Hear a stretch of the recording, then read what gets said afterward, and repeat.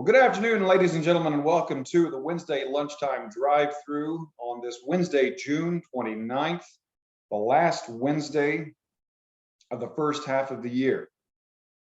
I don't want to panic you too much, but do you realize we are now less than 6 months away from Christmas? We're closer to this Christmas than we are to last Christmas. And the days are starting to get shorter, right? Summer solstice has passed us, and now the days, well, the sunlight days, sunlight hours anyway, the day is still 24 hours. But the sunlight is starting to get a little bit less every day. Of course, that doesn't really translate to the thermometer. It's still going to be really hot if you're in Oklahoma and other parts of the South. Some of you are not. Today's topic, first of all, I'm Damon King. I am the lead instructor for Chapelwood University, the sponsor of the Wednesday Lunchtime Drive-Thru. I'm a certified financial planner, and I work with Chapelwood Financial Services. And I'm very happy to have many of our clients on the call today, as well as our longtime radio show listeners and other followers of the Wednesday Drive-Thru, as well as other things that we do. I've been getting a lot of questions lately about the market, of course, but probably the second most popular question I've been getting is, what are these I bonds that I keep hearing about? Susie Orman is talking about them, and every talking head on television is talking about I bonds. I've never heard of I bonds. What are these? So I thought today would be a great time to talk about what they are, and more importantly, how you can get them, because there is a specific process that you must go through in order to acquire these I bonds. And I'm going to share that process with you step by step today. And I will post this recording on our YouTube channel, and I'll send the link out to all of you who are registered for the drive-thru so that you can watch this again and go through the process. So let's get into this. So first of all, what are I bonds? And I always have to stop. I get ahead of myself. If you have any questions about anything, whether it's the I bonds or just anything in general, about life, about money, anything you want to ask, in this 30 minutes, that's what this class is for. So what are I bonds? I bonds are a U.S. government issued security that earns interest, and it's a two-part interest formula. There is a fixed rate plus an inflation adjusted rate. They add those two things together, and that gives you the total interest. Now, the fixed rate is fixed. Now, interestingly enough, the fixed rate right now on these I bonds is 0%. So right now, the interest is all the inflation adjusted rate. And it is important to know there is a reason adjusted. This rate does get adjusted periodically. We'll talk about that more in a second. Well, we'll talk about it now. I don't even remember my own bullet points. The inflation rate is adjusted every 6 months based on the rate of inflation at that time. So what is the purpose of an I bond? The purpose of an I bond, and the reason people are going after them right now, is because they are, by their nature, set to beat out the current rate of inflation. Not by much, but they are set so that the interest that they earn is beating the pace of inflation. Now, right now, I bonds that are issued between the months of May and October of 2022 are paying 9.62%. If you're going to buy other bonds like corporate bonds, things like that, about the only way you can get that kind of interest rate is to go out and buy what we call high yield bonds. They tend to be a little more risky than regular investment grade corporate bonds. But again, these are issued by the federal government of the United States, considered one of the safest investments in the world. So these are government-backed bonds, very safe and fairly liquid. I mean, there's a pretty big market for trading government-issued securities. And they are paying 9.62% right now, and that rate is locked in for 6 months from the date you buy it. So here's the situation. The bonds that are issued between May and October of this year are paying 9.62%. However, what if you decide to go out and you wait until September of this year to buy your I bonds? And think of I for inflation. If you wait until September, but the rates are good from May through October. Well, that's just the time period that if you buy any new bonds in that time period, you are going to receive 9.62%. However, wherever you purchase your bonds within that window, you are guaranteed to get that interest rate for at least 6 months. So if you purchase your I bonds in September, which is just 1 month before this window closes, your actual interest period is going to be 6 months. So that's that's October, November, December, January, February, March. Well, February. So it's September, October, November, December, January, February. So you are locked into that interest rate from September through February. Now, what happens later on when February rolls around? Well, they will reset the interest rate depending on whatever the rate of inflation is at that time. So in many ways, this is an adjustable rate bond. You're not going to get the same interest rate all the time. All right. And the bonds earn interest until it matures in 30 years. So this is a 30-year maturity date, or until you choose to cash it in, because you don't have to hold on to it for the whole 30 years. So whichever one of those comes first, you will earn interest, and it gets adjusted every 6 months based upon inflation. And until you cash it in, you will get that interest. So how do we go about buying I bonds? Well, right now, the best and probably the easiest way, and really the only way to purchase I bonds is through Treasury Direct. And actually, I misspelled Treasury. There is no E in Treasury at the end, so I have fat fingers. You're going to have to excuse me for that. But it's Treasury without an E, so SURY. You want to go to treasurydirect.gov. This is a federal government website where you can actually set up an account so that you can purchase I bonds online. In fact, it's the only way that you can purchase I bonds, or the most amount at any one time. And I'm going to get into that in a second. All right.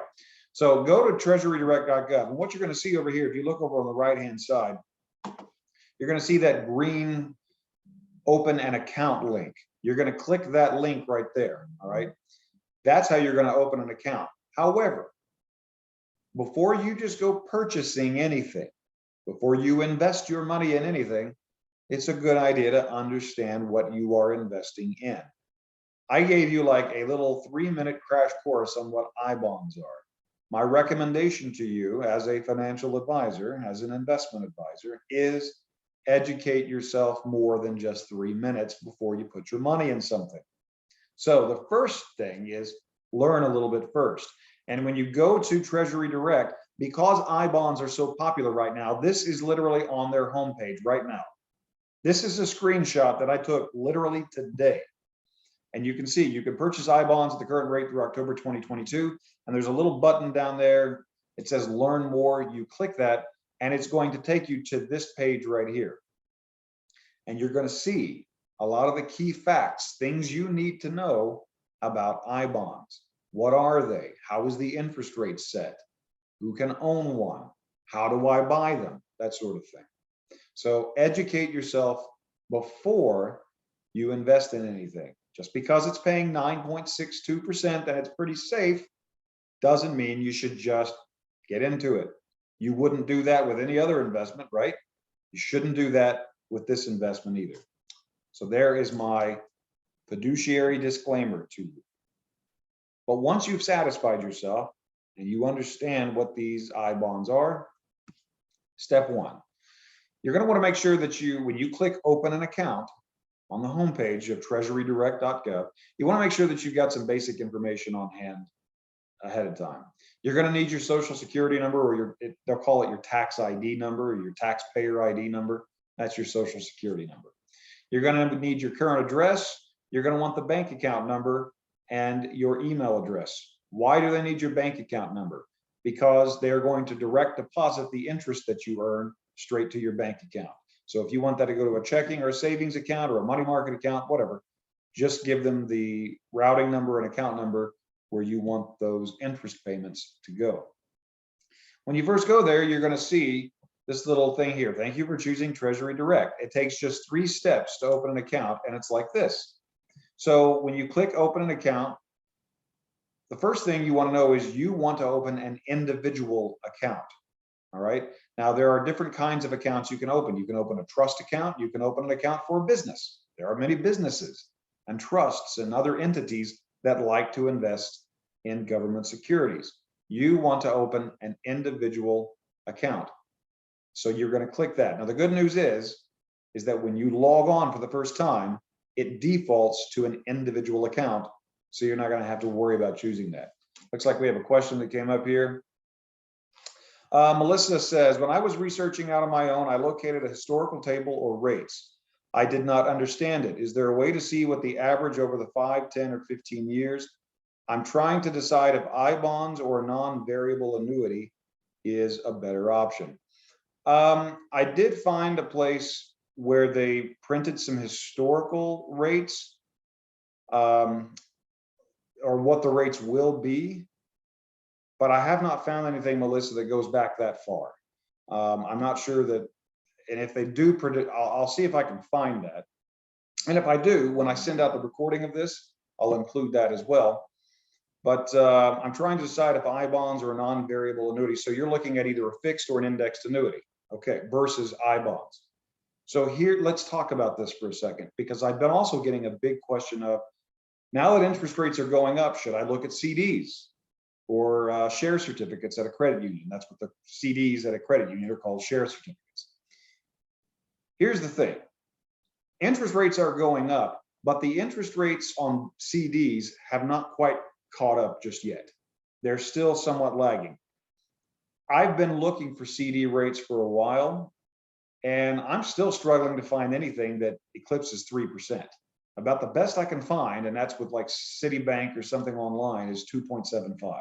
So a lot of CD rates are still quite low. Now, if you're looking at a non-variable annuity, or what we call a fixed or even a fixed index annuity, so those two types of annuities are annuities where you can never lose money due to market fluctuations. You're never going to see the value of your account come down. A variable annuity is an investment directly in the stock market and therefore can lose value. And that's what Melissa's talking about. She doesn't want to lose money. That's what I'm assuming based on what you're saying, Melissa. And actually, we are seeing that even short-term fixed annuities, like 3 years, okay? So if you're going to go out and buy, if you've got some cash sitting on the sideline, you want it safe, you want it somewhat liquid. If you're going to put money aside for some special project, but you want to earn a little bit more interest, you're still not going to quite get there with CDs. Now, what's the plus side with a CD? If you're buying a short term, like a 6-month or a 1 year, you can get your money out pretty quickly. With an annuity, once you put that money in there, it largely is illiquid until that term is up. So there are trade-offs, right? However, even with some 3-year fixed annuities where the interest rate is fixed for the entirety of the 3 years, some of those rates are approaching 4%. Now, an I-bond right now is absolutely destroying that. But keep in mind, the I-bond's interest rate is tied directly to the consumer price index, inflation. And when inflation begins to come down, and it will come down eventually, then so too will the interest rate on your I-bond. So it becomes a question of what's most valuable to you. Do you want consistent, predictable returns over X amount of years, no matter what? Or do you want to treat this as more of a, well, I'm going to get it while the getting's good, and then when the rates go down in my I-bond, I'll simply cash them in and do something else with my money? That's the question that you have to ask yourself. You also have to ask yourself, Melissa, how liquid do I need this money? How much access do I want for this money? If you buy I-bonds, you have to hold the bonds for at least 1 year. And then after that, you can sell them if that's what you want to do. With the annuity, you're going to have to keep it in there for 3, 5, maybe up to 10 years. 10 years is the maximum length of time for a fixed or an indexed annuity in the state of Oklahoma. Other states, 14 years is the max. The point is, with an annuity, you're probably going to get a better interest rate right now, even with a fixed, but you're also going to have to keep that money in there for a longer period of time. So what's most important? more consistent interest over time, or access to my money sooner? And therein lies how you're going to decide which way to go, okay? Nothing is perfect. There are always trade-offs, but that's a great question, Melissa. You're very welcome. She says, thank you. You're welcome. Okay, so once you go online and you open up this account, let me come back here. All right, so the three-step process, you're going to get your information, and you want the application type. So you want an individual account, and the application type is a Treasury Direct account, because that's what you're setting up here. All right. All right, here we go. And as I said, the individual account is the default option. So you don't really have to worry about checking that, but make sure that it is, but it's going to default to individual when you first log in. Step number 3, it's going to guide you through this process. You're going to take that information that you have from step 1, your social security number, your name, your address, bank account information, all that, and you're going to enter it in here. Just follow the prompts. It couldn't be simpler. I walked my mother-in-law through this exact process on the phone one night, sitting at my dining room table. And by her own admission, she's not the most technologically savvy person. She figured it out. It's pretty simple. All right. So you're going to enter in your personal information. Step number 4, you're going to select a personalized image. So obviously this is an online account. Privacy, security, very important. So you're going to select an image and a caption that you will remember. And think of this like a visual password, so that anytime you log into your account, if you don't see that image on your account that you set up, you'll know one of 2 things is true. You're not logged into the right account, or someone else logged into your account and changed that. And that way you'll know. All right. So this is like a digital visual password that you set up for your account. Step number 5, now you're really going to secure your account. So you want to select a password, a username and a password for your account. You're going to have to set some security questions, and it's always a good idea. And I know you've done this before. What is your mother's maiden name? In what city were you born? And what was the name of the first pet that you had whenever you lived, blah, blah, blah, whatever. They should be answers that nobody else can guess, but that are easy for you to remember. Click submit and move on to the next screen. Finally, and you're going to have to put your email address in there too.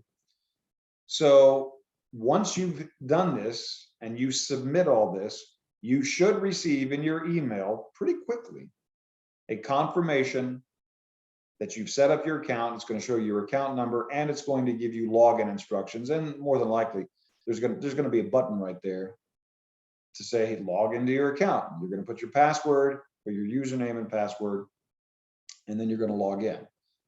Now, once you get there, okay, that's when you're going to be able to go in and look for all these different securities that you have access to purchase. And there aren't just I bonds. There are Series H bonds, there are EE bonds, there are different kinds of government bonds that you can purchase. So you're just going to look for buy I bonds. I mean, it's all right there. It's pretty easy to find. But here's what you need to know.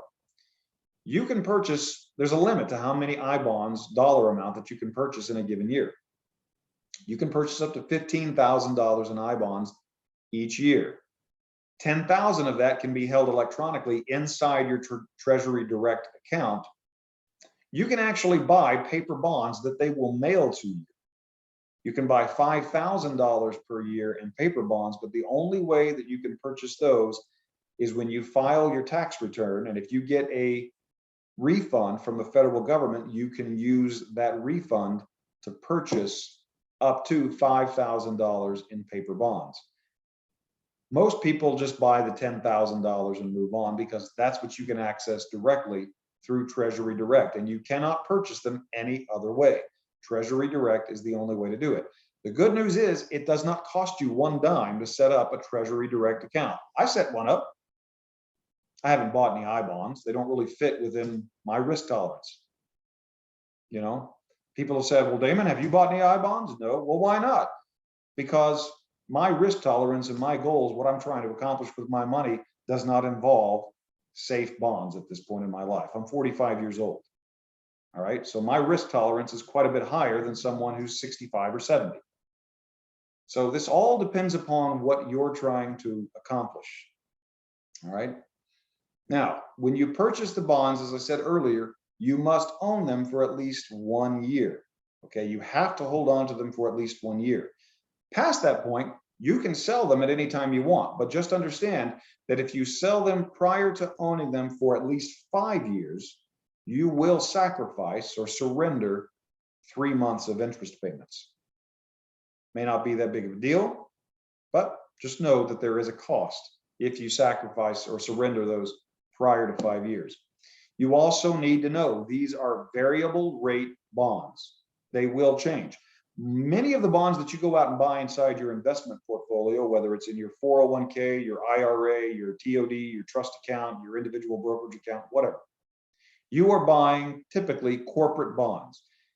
When you buy a corporate bond paying 5.25%, that interest rate is not going to change so long as you own that bond. The value of the bond may go up or down depending upon what interest rates are doing, but your rate is never going to change.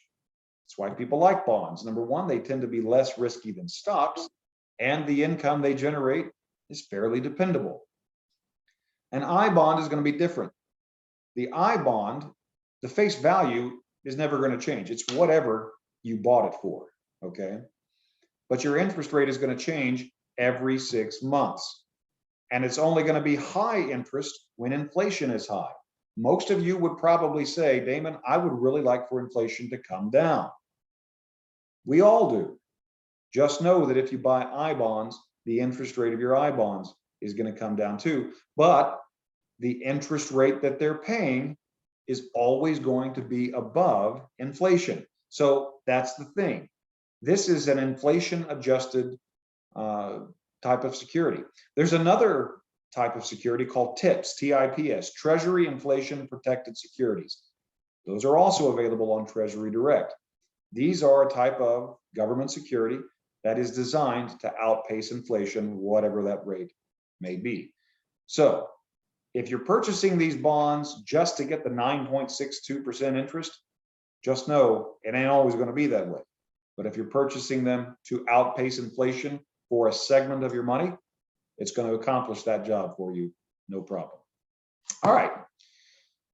So I've given you a crash course in what I bonds are. What questions does anybody have? Or has anybody bought I bonds and you'd like to share your experience with them? I'd love to hear, because as I said, I have not bought I bonds. I've got a few clients that have.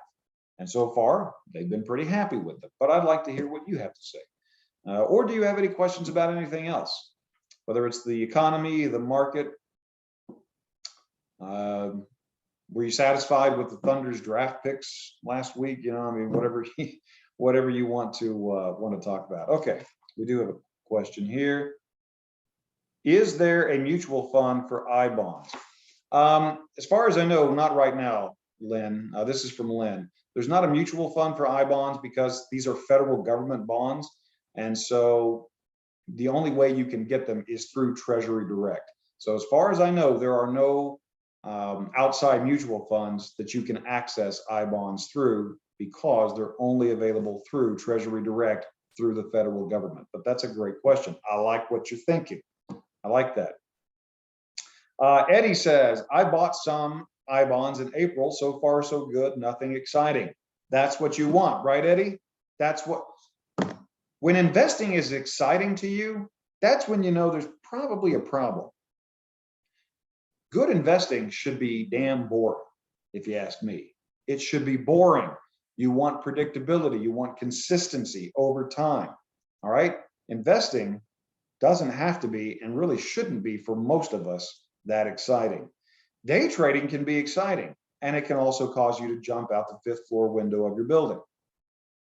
Right? So I really like boring, old-fashioned investing where I'm not really worrying about it too much, and you're not going to worry too much about these I bonds. Really good comment. Thank you, Eddie, for that, and thank you, Lynn, for your question. Does anybody else have any questions? Any other comments? Anything that you have on your mind? Anything that you want to talk about? I will share with you that we've been sitting in on a lot of webinars about the state of the market, that sort of thing. So here at Chapelwood Financial, we continue to keep ourselves up to date on everything that's going on. I'm listening to a lot of different economists and strategists right now. And right now, our base case is still about the same. We don't expect a recession this year, but again, that expectation can change if market conditions change. Right now, economic conditions are still about the same. Consumer demand is still very strong. Unemployment is still very low. Inflation is still very high. Those are not the characteristics of an economy in recession. Those are the characteristics of an economy in expansion. Now, we do expect things to contract, to recede a little bit. And I'm going to tell you right now, I'm going to prepare you right now. All right. It is June 28th today, or 28th. All right. Which means that the second quarter of the year ends in 2 days. Now, towards the end of July, we're going to hear the economic report, the GDP report for the United States. I'm going to tell you right now, it's possible that we will see the exact same thing that we saw in the first quarter, that GDP was negative. All right. GDP was negative in the first quarter, not because our economy shrank, but because our economy could not keep up with high consumer demand, and therefore we had to import more. Imports from other countries are a knock against our domestic production. As a result, it made it look like our economic output was negative for the first quarter. If that happens again in the second quarter, I can guarantee you that when you watch the news, they're going to report, well, we've had 2 consecutive quarters of negative economic growth. That's a recession. No, it is not. That is the media's definition of a recession. That is not what the Federal Reserve Bank in Atlanta, who's the one that is doing this, that is not what they're looking at. They're looking at actual economic output in the United States. And that output is through the roof right now. Well, not compared to last year, but it is much higher than what it typically is. So I want to prepare you ahead of time. You're probably going to hear that. Okay. I just want to prepare you ahead of time. All right. Here's another question. Let's see here. Will you be putting the last Capital Group seminar online? I missed it. So yes, last week there was a seminar or a webinar that one of our top high net worth strategists, Clark Capital, hosted. And it was for clients. And some of you probably logged on to that. You got logged on, or maybe you registered and you weren't able to get there. We actually have the link to that recording. And I believe Shelly, if you haven't received it yet, Shelly has sent that out to all of our clients. I will ask her again today to send that out. But I tell you what I'm going to do. I have the link, so I'm going to email it to every single one of you, everyone who is registered for my Wednesday drive-through, whether you're a client or not. I'm going to get that to you. It is approved for clients, and some really great information there to give you some real insight, a dose of reality and perspective on what's happening in the market and the economy. So yes, I'll get that out to you. Thank you for asking. All right. You're very welcome. Okay, it is 1 o'clock. So I want to be respectful of your time. I hope you enjoyed today's conversation on I-bonds. One more time, I'm going to remind you, never invest your money in something you don't understand. So take some time, educate yourself first. If you know a friend or a family who's purchased I-bonds, talk to them. Okay, they're going to know a lot more than I do. Like I said, I don't own any I-bonds. So talk to someone who has been there. Let's see what we have. Have a great 4th. Yes, it is 4th of July weekend. And so stay safe, everybody. It's the birthday of our nation. And, you know, no matter the divisions and the anxiety that we feel in this country, at the end of the day, we are all Americans. Well, unless some of you are immigrants into the United States from another country. But the point is, most of us, we're all Americans, whatever our beliefs might be. And I like to believe that on days like Independence Day and Memorial Day and Veterans Day and all of those other patriotic holidays, that we take some time to really feel and understand how privileged and blessed we are to live in such a wonderful country. Okay, we have problems like everybody, but we live in a really wonderful country. I wouldn't want to live anywhere else, and I'm guessing you wouldn't want to either. So thank you for following along for the first half of 2022. Second half of the year, maybe be some fireworks, we'll see. But stay safe, stay strong, stay educated, and we'll see you next time on the Wednesday Lunchtime Drive-Thru. Bye-bye.